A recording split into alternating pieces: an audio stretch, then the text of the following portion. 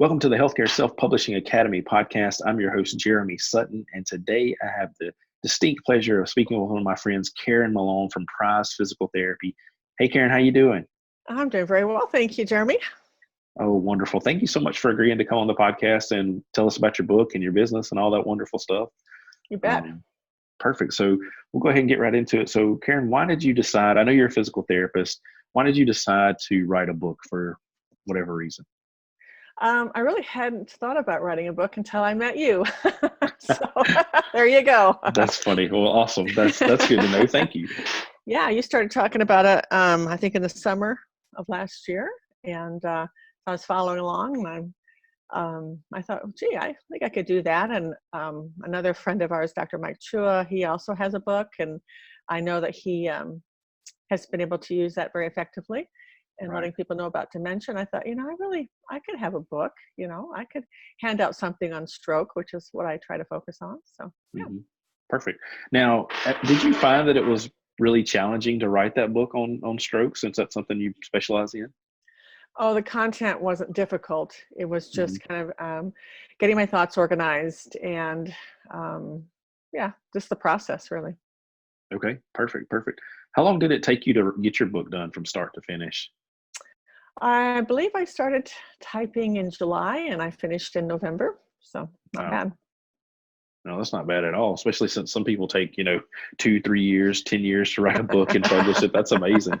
That's Yeah, amazing. that's good. So one of the things I like to ask guests on the show is how did that improve the way that you serve your population better? Well, I think that it's always good to have things in writing that you would say anyway, Hmm. so you are actually giving them the opportunity to read what they're hearing, hopefully from you, or if they've never met you, to hear the things that you think are of most value to your population of patient. Yeah, I think the written word is always important. They can find it on a shelf, they can find it at a friend's house, they can find it at a doctor's office, and wow, I've certainly have been really blessed finding books at the right time. Yeah. Yeah. Oh, absolutely. There's so many books that I've read in my life that was just like that was exactly what I needed to read at that time. Mhm. Um, and I would imagine, well, I know that people that have had strokes, there's so many different questions that they have and their family has. Did you kind of go into some of that detail with your book, or what did you Yeah, exactly? I really wrote the book with the stroke survivor in mind, and of Hmm. course the caregiver or loved ones as well. Um, I wanted them to understand things in a very easy to understand format. So I tried to choose words that would make sense to them, tried to leave off the medical lingo, and yet get a strong message across as well. Amazing. That's awesome. So have you had a pretty good response from people with your book? Yeah, I've had positive responses from other therapists who have read it and thought it was something that was easy to read. They could read it really in one sitting if they needed to. It's not a real long book, just over 100 pages. Um, and I've had a really good response from stroke survivors who've had it and read it. I am, actually, we'll probably talk about this later, but I got a client from someone who just Yeah. read it. So Oh, yeah, that's amazing. right, That's yeah. awesome. Yeah. So what was that process like from, having that idea to being a published author? Kind of take us through that. What the emotion was like, what the work was like, all that kind of stuff. Well, I mean, I sat down at the computer and I just tried to think of the things that I would normally say, and then I just started typing. I didn't do the mapping, which you talk about Hmm. a lot. I did think about key things I wanted to be sure I included, and then I just thought about that person sitting in front of me and what would I want them to know. And I certainly would want to introduce the topic initially, get them interested. Hmm. Um, And I had come up with the idea that I really wanted people to understand that the hero of the story in a stroke survivor's situation is in their brain, meaning Right. that the brain has lost control. And so I want them to know that the brain is still very capable in many instances to relearn or find ways of doing the things they did before. So the whole hero idea came to mind, and my initial title was going to be a little bit long. It was going to be Your Hero is in Your Brain. And then I was very glad to talk with some people that are involved in publishing Hmm. in a bigger way than I am. And they said, well, you don't need to put all of that in one title, just make it short. And then you can always write below it. So I have Your Hero is the title, and the subtitle that is Discover How Stroke Recovery Begins in Your Brain. Right. So I try to keep that hero theme throughout the book, and just remind people that your hero was in your brain. I actually end the first chapter that way, just saying, your hero is in your brain. So, yeah. Awesome. So basically, to continue to believe in yourself, even though you've had this stroke and your life has Mm-hmm. changed a lot. Mm-hmm. Awesome. I love that. So did you find that you were trying to create a lot of new material, or did you use kind of the stuff that you already knew as a therapist to write your book? I just use things that I already really know, I think the challenge for me was I would always like to say more than I Mhm. probably need to put in a book the first time round anyway. And I did get a little complicated in one chapter. I think I don't even remember what I all had in there, but I had some proofreaders that were a big help to me, and some were friends that maybe had a brain tumor or some other challenge. Others I just knew were really good at English and they could look for grammar. Others were healthcare providers that would understand the situation and be able to help me realize if it flowed well, Right. So when I got great feedback, and you kind of learn which ones will just say, yeah, that was really nice, I really enjoyed it, and that's helpful, I'm glad they did. And then others will say, we'll do the honors of finding the grammar problems and the sentences that that's not really quite right, was that what you meant? But the most helpful really was the stroke survivor herself, because she was able to say, this chapter were very helpful. I got lost in this chapter.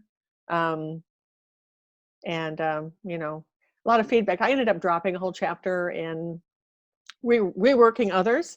And I think I even wrote a separate one, another one, just to kind of ease the reader into it a little bit better.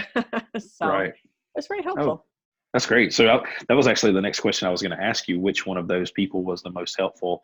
And it Hmm. sounds like the stroke survivor was the one that Yeah. made the biggest difference. Yeah. I certainly appreciated the grammar corrections or spelling errors or things like that. That's always helpful, because you don't want to produce a book that's people are going to stumble over things. And, Sure. you could look at the same material 100 times and like, oh, I didn't see that, um, and they can say things like that. They're like, well, could you carry this theme through a little bit better or something like that? So yeah, it's Sure. good.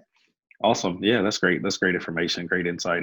I talk about sometimes like with when setting up a launch team for your book or a review team, try to get some people that are your avatar, your ideal client. And so it's really good to hear that from you and reinforce that is a good thing and that Yes. that person really made the biggest difference. Wonderful.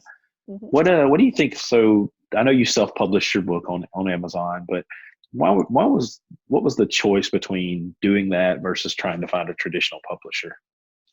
Well, I think that might have been one reason why I never even thought of writing a book before. Doing a established publisher, it just seems like, your work has to be, um, go through so many hands of people who know all Mhm. about what sells and what doesn't sell. And I guess because my main purpose wasn't selling, it was Right. really getting my message out and being able to use the book as a means of introducing myself to my community. I didn't need to go that route, really. This was fine. Self-publishing was good. I still wanted a quality book, but I Right. just didn't want to go through all that. Wow. I love that. I love how you just said that because I haven't heard anybody else say that. I wanted to introduce myself to people. Mm. Um, and I tell my students that I work with is, and I've told people this week is that if you want to get rich selling books, then I'm probably not the guy to talk to. But if you want a way to show yourself as the authority and things like that, then, definitely I want to help you because that's what it is as medical providers. We just want people to see us as the authority and the expert. And I know I felt like this as a PT for 11 years. You could tell me if you felt the same way. Like you have all these things to offer people. It's just hard to introduce yourself to people.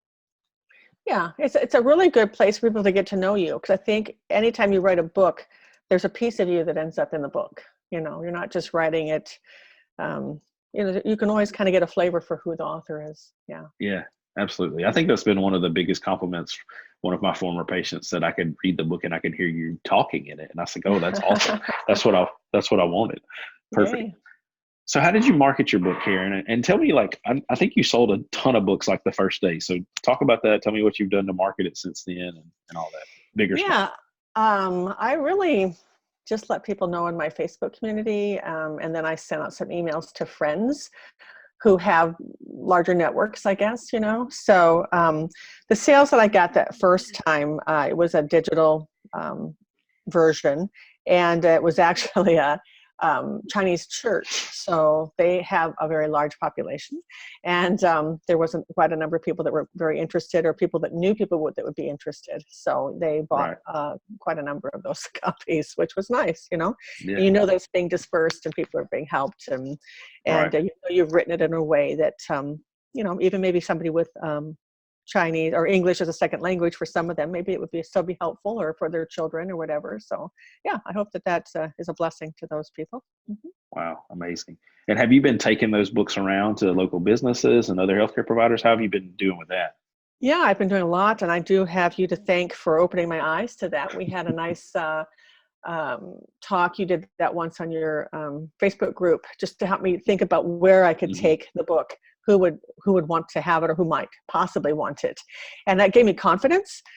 Even if you take it out and you kind of still get rejected or whatever, it's still okay because you're learning, whatever. My biggest kind of rejection was the library idea. So they just didn't want a hand delivered copy. They want to know that it's something that's, I don't know, got a lot of credentialing behind it or something. I don't know. They just said, so for whatever reason, that didn't fly. But what I have done is I've gone to assisted livings. I've just dropped in. I see them on the street as I'm driving by, or senior living homes, community centers, and I'll just stop in and see the senior director, for that department. And I'll say, I have a gift for you. And, before that, I was stopping into these same kind of places with my name card. And hi, I'm, Karen, I'm a physical therapist in the area. This is what I do. And it's kind of like, I've even gotten people say, no soliciting. Like, okay, you don't want to know about this kind of physical therapy. That's fine, I guess. But what about the people that live here, or whatever? So this time, bringing a book around, I was able to say who I am. I'm Karen Malone. I'm a physical therapist, and I have a gift for you. And I have a book that I wrote, and they're like, and I said it's on stroke, and they're like, oh. And I've never had anyone reject it. They've taken it along with my name card. They haven't all said what they'll do with it, but some have agreed to say, yeah, because I suggested, I said, I bet you have a library here. You could put it in a library so that people who live here can find it. And they've all went, that's interesting. And that, like, they would probably read it maybe and see what's in there. And some have said, oh, really? Wow, you wrote this? Yeah, that's funny. Yeah, and then one person even said, so he was in the office of an assisted living area. He goes, oh, wow. Yeah, we could certainly put it in the library. Would it be okay if the families or the people that, have had a stroke can get in touch with you? Yes. That's a great idea. I wish I would have thought about that. Yeah, that's amazing. Oh my gosh. You say, somebody says, oh, wow, you wrote this really. I handed my book, one of my books, to one of my patients last week. She said, you didn't write this. And I flipped it over and showed her my picture on the back. She's like, oh, you did write this. That's pretty funny. Yeah, I actually was looking for one healthcare group one day. And there's a lot of different driveways and buildings around. I live in Twin Cities, and I happened to pull into the wrong parking lot area. I'm like, I got to turn on all these snow drifts, and I'm trying to pull around, and I happened to see in my rearview mirror, reading it backwards, I guess, and it said it was a senior center, and I'm like, oh, that would work. And so it was a senior center for a minority group, actually. So I thought, I don't even know if I speak their language, but anyway, I'll go in there, and it was very interesting. I handed the guy the book, and he's like, wow, and he's like, so do you ever do like exercises with people or anything like that? And I'm like, yeah. And he goes, I was just about to call someone because we have a PT that's been coming in regularly and they're moving out of state, and I got to find somebody else to come in and do this. So, I mean, are you interested in something like that? Yeah. That's awesome. So yeah, that's kind of cool, you know? Yeah. And so really it's funny because, you've gone around and tried to market yourself by giving out your card. And I'm sure you've done other things that were some successful, some not. But now that you actually have something, you're adding value to people before you ask. You're not really asking for anything. You're just saying, hey, I'm not bringing you donuts. I'm bringing you a book that you can educate people with. And so, I mean, you've already had opportunities from that. And so talk about, has this become a source of revenue for you at all other than selling the book? I mean, have you made any money off your book other than selling it on I went to a stroke support group just before Christmas and Amazon? was able to speak with just a small number of people, just a handful really made it that day. And then after Christmas, I got a call from one of the wives of a stroke survivor, and she said, we would really like for you to come and work with him, and when I got there to do my free consult, which I like to meet people because I want them to know who I am and I want them to feel comfortable, and I want to know too what the situation is. So we did that, and they actually live only 10 minutes from where I live, which is, in the Twin Cities, that's pretty good. And he said, yeah, I read your book, and I thought you could help me. That's great. So they bought a package of 6 visits for $1,000. Yeah. Oh my gosh, that's oh my gosh, that's amazing. Yeah. So just by changing, what you're handing people, what you're doing, and writing this book, you've already positioned yourself as this expert, and then you have a really good content in it. So they're like, oh, this is really good. So that's amazing, Karen. Congratulations on that. Thank you. I think it also helps to motivate people. They realize you're serious about it. If you wrote a book about it, you're serious about this too. That you can take me places. And anytime our patients have that attitude of, I want to go places and I believe you can take me there, and you really do have quality, skills and the ability to do that, it's all a great combination. And just in the 3 visits we've had already, we're already noticing changes. He's standing upright. He can find midline. He wasn't really bad off. I mean, he's a walk. He was able to walk, and they fly around the country even, but he was just getting less and less balanced. And it's just like, this is what he needed, because we're not really giving people just therapy. And that's how I see it. We're giving people the opportunity to keep doing the things they want to do. And this couple has the goal that they are going to get to Times Square in July for the fireworks. And so they've got their own target, which I always advocate for people having targets. And now they're, he's working really hard. He's like, well, I'm really getting tired, but he's doing so well. And I think the book was just fantastic. And I think it also hopefully will help with the word of mouth. People say, I'm working with a therapist. She actually wrote a book about stroke, and look what she's done for me. So I'm hoping that it will increase. Mm-hmm. Yeah, absolutely. So I was listening to another podcast. I have no idea whose it was. And they were talking about, having an author come speak somewhere, and they say, this is the person who wrote the book on this, so like your patient can say, I have the therapist that wrote the book on strokes, and she's helping me with my stroke recovery. I think that's huge because everything we do is on such a mental level, I think I ask people a lot if they feel like they're better, and they say, well, I feel like I'm better. And one of my things I always say, well, then you are better, because if you feel like you're better, then you're getting better. It's true, actually. I think too, because physical therapy working with wellness patients, it's kind of a new idea. And so it's pretty cool when we can get out into the community and we can work with people at that level too, the wellness, the not medically necessary, but I sure wish and want to do a lot more of what I love to do. So sure. Well, what about, so I know you've got your book. Have you used that to sell any like online courses or training programs or anything like that? How's that working?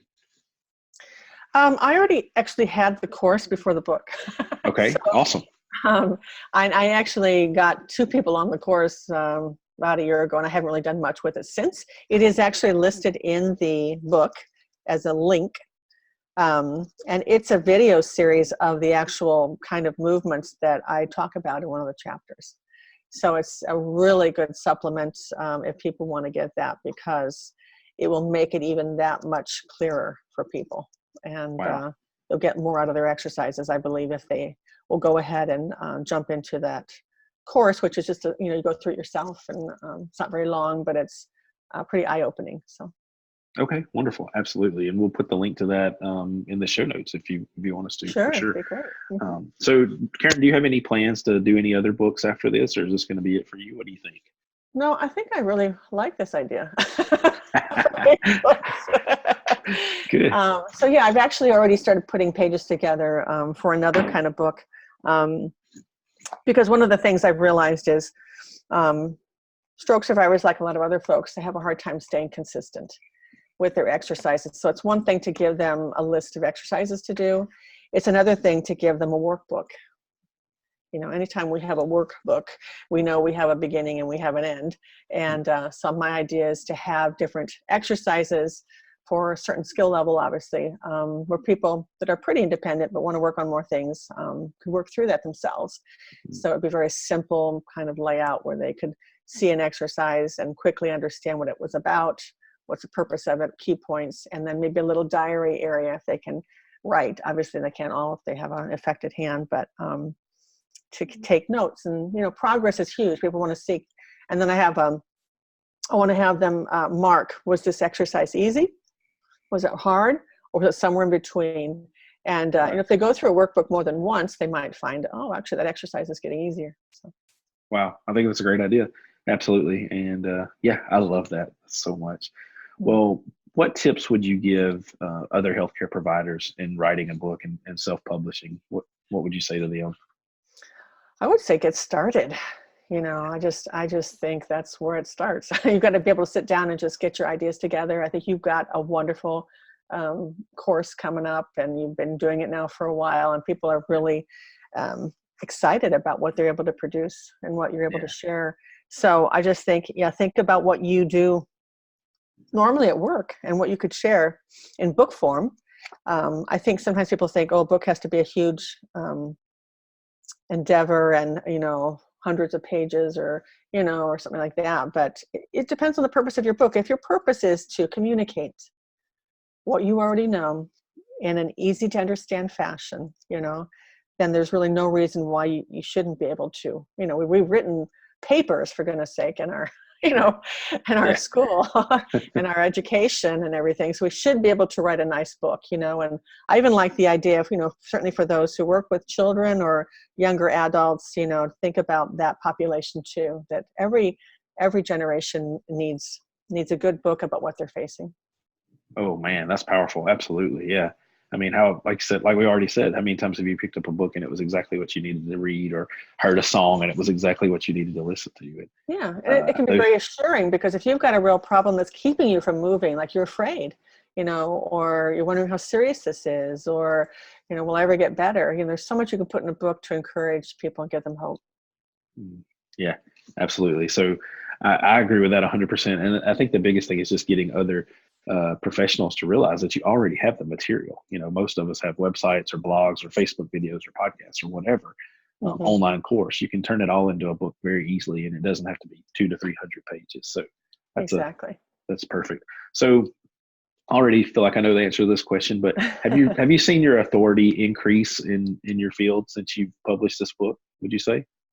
Yeah, I don't know that it's yet on some kind of major scale, but certainly in my small circle and the circle that I'm trying to reach into, I feel that it's definitely been a plus. I'm so glad I have it. It's amazing that you can get it on Amazon, and you can order author copies for nothing almost, and have that to hand out. And I remember someone, it was you or Dr. Mike Chua, said, it's harder to throw away a book than a name card, Absolutely. Yeah, Mike said that for sure. And it's the truth. Like, I've got books in my house that I've never read. I will never throw them away. Like, never, because it's a book. I'm not throwing away a book.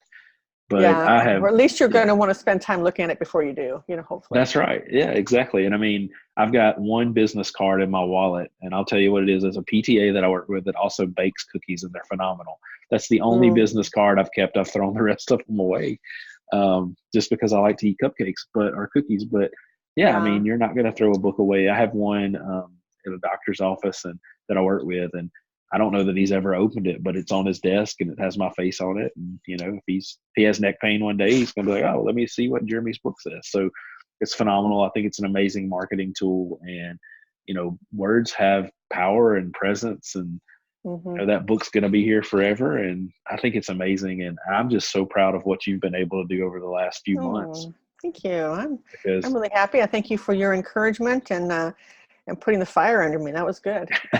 sometimes we all need a little fire. I told somebody yesterday that if there wasn't somebody there to push you off the cliff, you never would jump, into the water or whatever it is. So that's Yeah. good. And then you realize Awesome. it's not so bad, actually. I actually had mine published through a virtual assistant. I didn't go through the process, and I probably should learn how to do that. But I'm kind of a big picture girl. I really kind of get kind of bogged down on details. So we're using a virtual assistant worked really well for me. Yeah, awesome. Absolutely. I think so too. I have one now that helps me with my podcasts and things. And so it really makes a difference when you don't have to sit down and do all of that. So definitely, if Yes. you can get a virtual assistant with your book, do it. And if Yeah. not, it's pretty simple. So, all right. Well, Karen, thank you so much for coming on the podcast today. I really appreciate you spending time with us. Thank you. Awesome. Awesome. We can't wait to have you back for your next book when you publish it Oh, in thank you two or so three much. months. You never Perfect. know. That's all right. All right.